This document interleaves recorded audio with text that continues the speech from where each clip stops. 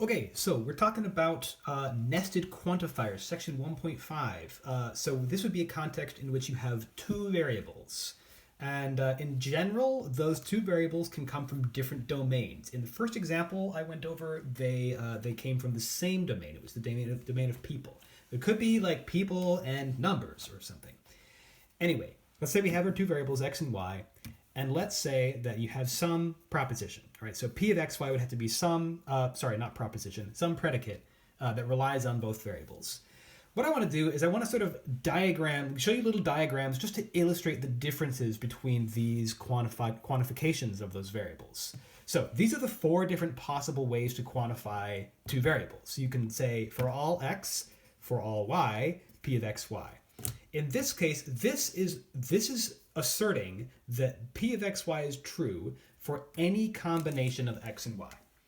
So if you were to, what I'm going to do is I'm going to graph with my red pen. I'm going to graph on this sort of plane where I have a like an x and a y axis. This represents the entire x domain and this represents the entire y domain.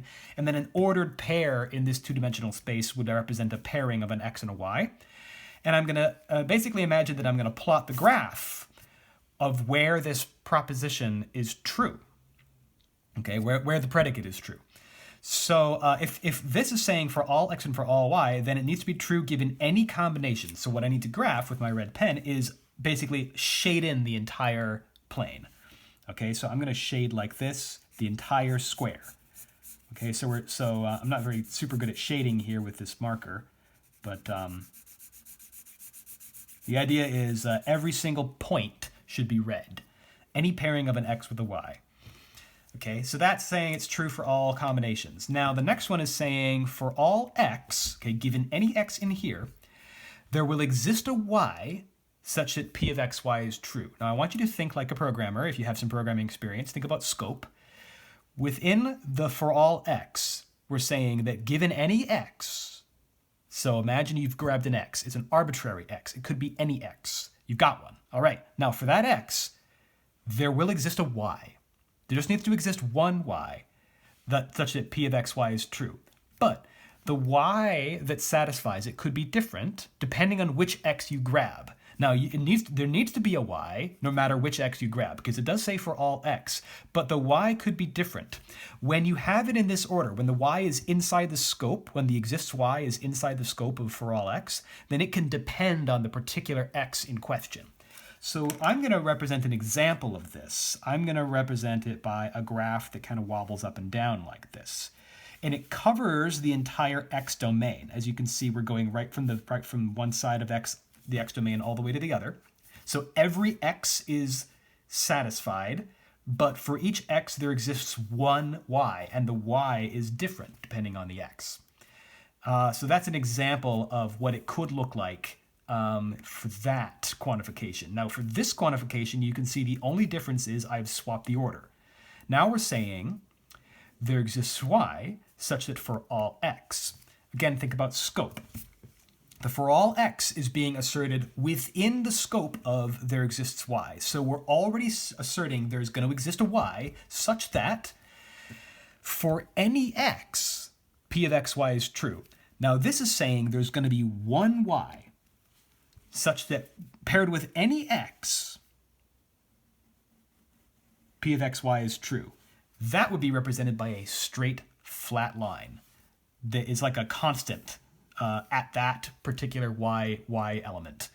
So that's the difference between these. In this case, the y can depend on the x, but in this case, when you swap the order around, in this case, the y is established first, and then you say for all x, so that y can no longer depend on what the x is. So that's the difference between quantifying that direction versus that direction. Now, if you say if you say there exists x and there exists y, then in this case it just means that there's one particular point somewhere in this 2D plane which is going to satisfy that predicate. So I'm just going to plot one point. That's all you need. Just one x with one y. And that satisfies it. So these just kind of like illustrate the idea behind these four different ways to quantify two variables. So let's go over a couple of examples. I'm going to draw some examples from mathematics. So we're gonna talk about algebra for a minute. So for these examples, let's let x and y be variables from R, the set of real numbers. Okay, let x and y be variables in R. Another way to write this is x comma y are elements of, this is a symbol that means like element of the set of real numbers, which is denoted by that symbol.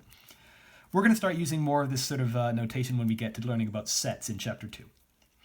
But I want to go over some examples here. Let's. I'm going to write some symbolic statements, and then we're going to interpret them. So the first one is, for all x, there exists a y such that x plus y equals 0. Now you'll notice this time, instead of defining a predicate as like a function, I just straight up wrote the statement right inside the parentheses. That's fine. You can do that. You don't need to define p of xy as x plus y equals 0 and then refer to p of xy in the notation. You can just stick the statement right in there, right? Because they're equivalent to each other. So, all right, so what does this mean? For all x, there exists a y. For any number x, there will be a y that could depend on the x, just like in this scenario, such that x plus y equals 0. This is essentially saying, given any x, there's going to be a y that when you add it together, it cancels out the x, right? And that gives you 0. We could sum this up. We could say the same thing by just saying that this is asserting that additive inverses exist.